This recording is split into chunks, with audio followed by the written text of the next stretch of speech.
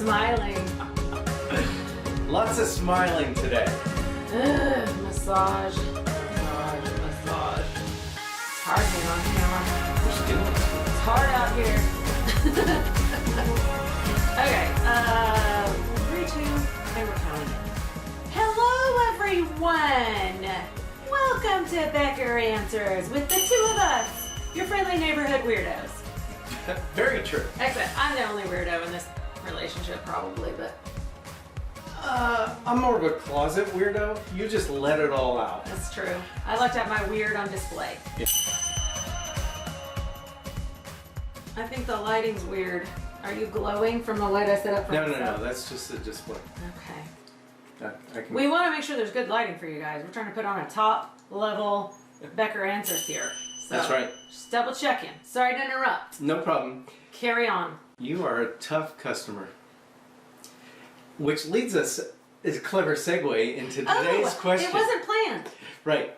So somebody, they basically said, we hear that entertainers sometimes have a tough crowd. Mm-hmm. So we're a really rough crowd. Yeah. What's your worst crowd and what did you do about it? So like a specific crowd or just in general? Well, what defines a tough crowd? So we have different types of crowds. You know, for what I do, probably the toughest crowd is like teenagers. Yeah. Yeah, That's true. Because they sit there like this. Yeah, and they think they know how everything is done on YouTube. So, yeah. Or they say like, I've seen that one before. I know how to do that. Yeah. Well, part of it is they don't want to they don't want to call attention to themselves. So they don't want to act like, wow, that was amazing, because they're afraid somebody else. Right.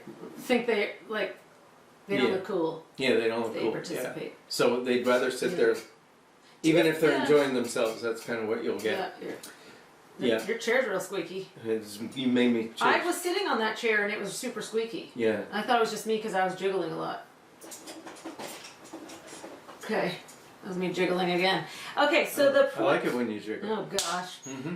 For a regular act, I would say the toughest crowd, and you're going to be PTSD when I remind you, Mm-hmm. South America. Does that ring a bell? Mm-hmm. Yeah. So we were on a cruise ship where... Well, how about that? Just to say, it wasn't South America that was the problem. It's when no one speaks English. Right. And we only speak English. That's tough. That's the tough. And I've been in front of audiences that speak Spanish.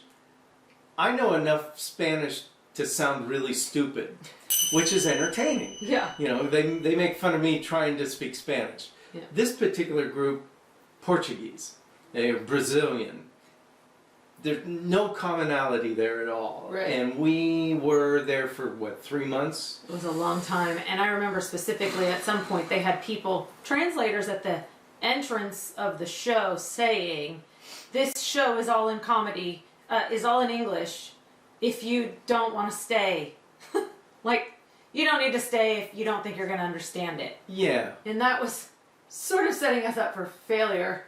It's not the fault of the audience necessarily, and it's not the fault of us. But when your show has a warning label before people walk in, you know things probably aren't going the way you want them. Yeah, that was not good. Yeah. So we were sort of set up for failure in that situation, and we did what we could do, and then moved along. I was actually thinking of the first time you took me to your hometown. They were actually, it wasn't that they were a bad crowd. It was that they were not a crowd I'd ever experienced before. So, okay. I grew up in Altoona, Pennsylvania, which was known back in the day as traditionally the toughest audience on like the vaudeville run. For those of you under 40, there was a comedian, a really super famous comedian named George Burns, who was extremely funny and well loved all over the world, and he had a book that he subtitled "They Still Love Me in Altoona," because he used to use that as a joke. If he went out and told a joke somewhere around the world and it didn't get a laugh, he'd say, "Yeah, but they loved that one in Altoona," which was a way of saying it's got to be funny if the folks there laughed at it. Yeah. So that was kind of where I cut my teeth, and it was probably a really good training ground Yeah, probably. than an audience that sort of treated you nicely for no apparent reason. For a little, I would say I wasn't like super young, but for someone from Texas and Oklahoma, that was quite the Eye-opener. eye-opener for Yeah. that kind of crowd. A little bit of an adjustment. I'm like, you gotta work a little harder to impress these folks. Right. It's interesting too because a certain set of circumstances can set you up for failure, and then it's sort of a domino effect. So you come in and there's a gap of 20 feet between you and the audience, which creates sort of a psychological wall. It's a barrier. And a barrier that's difficult to overcome. And, the lighting isn't good. People can't see you, so they can't see your facial expressions. And one thing leads to another. And then people are so far away that they start ignoring the show and doing something else. So those can be hard things to overcome. So I would say that, and there's also, on cruises, we come up with unique circumstances that can make a tough crowd, which is having to perform on embarkation night, the first night everybody gets on the cruise. They've been traveling, they're exhausted, and they're just not mentally ready for a show. They're just not ready. Yeah, they just arrived. They're still finding their way around. Yeah, and most of them are just ready for bed because if they haven't even taken a cruise and the ship starts to rock, they want to go to sleep. Or if your performance night happens to be where there's a really intense shore excursion. Oh yeah, people did something really strenuous all day. Or if you're in port, say at 7 a.m. to 11 at night, and there's something to do, then they may be off. Or if you're performing too close to dinner and it's been on an all-inclusive cruise where they've been drinking, that can go in your favor or against you. So there's a lot of things that lead to a successful performance, and sometimes factors outside of the control of the actual act and or performance are just driven, by whatever the audience experienced that day. And we've been in the business long enough. We usually see those things coming ahead of time. It's like, oh, it's going to be one of those. Yeah. And we try and make adjustments so that the audience isn't quite aware. They still get a really good product, even though we've had to juggle things around. Some stuff, it's just kind of like, we know we're facing this, but let's just go do the best we can. Yeah. So there's no science. You just got to do your best job. Go out there and do it. It is hard to judge. As performers, you could have, let's say you had an audience of 100 people, and 99 of them came up and said, that was the best show I've ever seen in my life. And one person came up and said, I hated it. We would lay in bed at night wondering why that one person hated us. Not me. And not you. Well, yeah, but entertainers in general, we'll really be concerned about that 1%. I'd be like, something was clearly ignoring wrong. the 99. Something was clearly wrong. They had a bad day.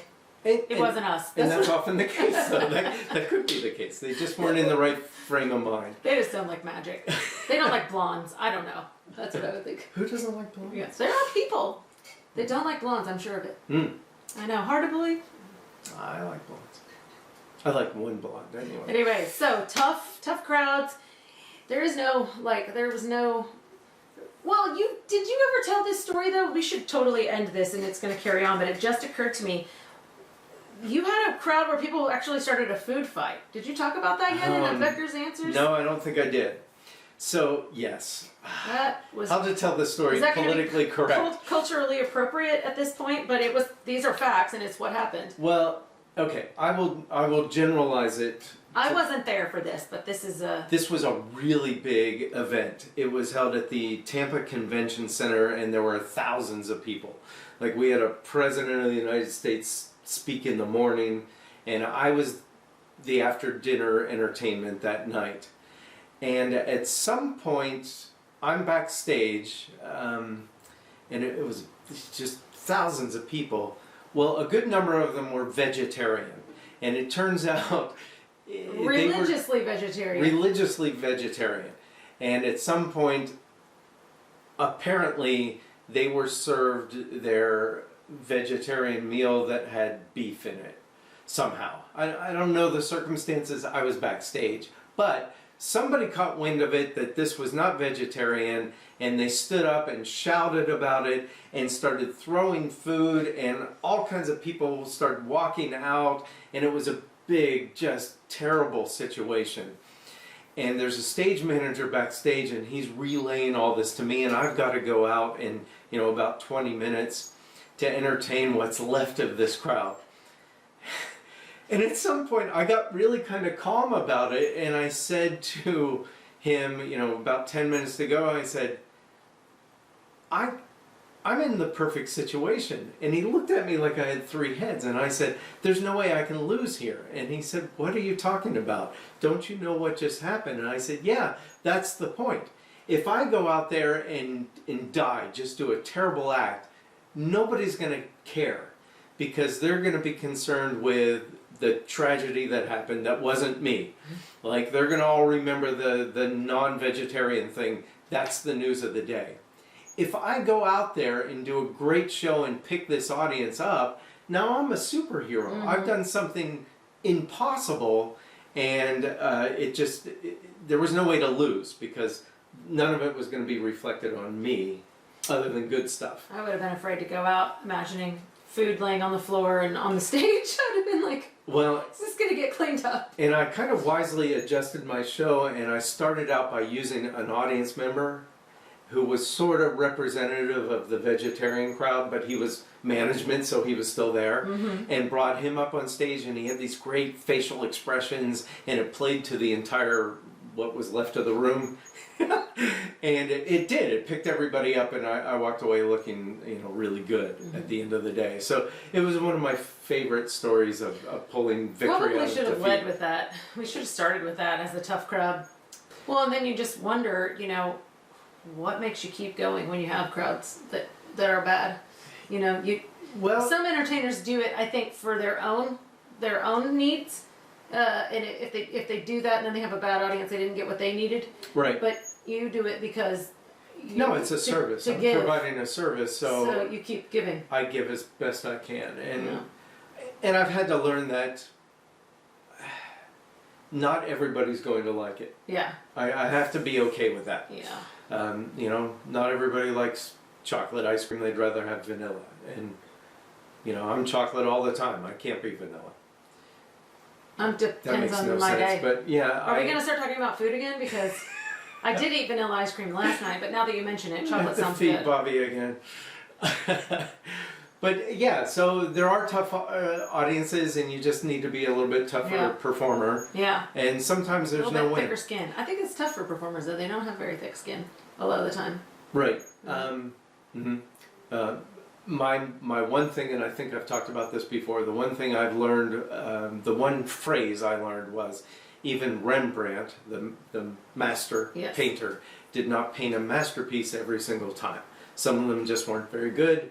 You just don't know about it because nobody hangs those on the wall. But overall, his body of work was superb. So I figure as long as I have more winners than losers, I'm doing okay. Sounds good. Let's wrap it up, because your squeaking stool is driving me insane, and we need to swap it out for a different one. Because I've been jiggle better than jiggling around and making no noise, but you have a little. Yeah, it's like I have a mouse down there. So apologies if anybody else can hear that, and if not, we'll just chalk it up to my OCD. Nice. OCD, is that what it's called? Yeah. Obsessive compulsive disorder. Yeah. Yeah. Yeah. So we're gonna wrap it up, and we're gonna swap this stool out.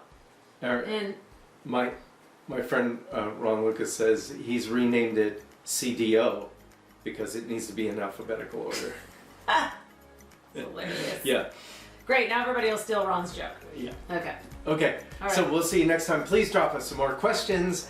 We'd love to be able to, answer and just have a conversation. That's really what this is about. It's not really about. It's not really about anything. Anything. Yeah. Sometimes we drop dimes of wisdom, but it's not really all that productive. Did we? What was our dime just today? An escape from the reality that is 2020. Our wisdom today is feed your wife, don't have a squeaky stool.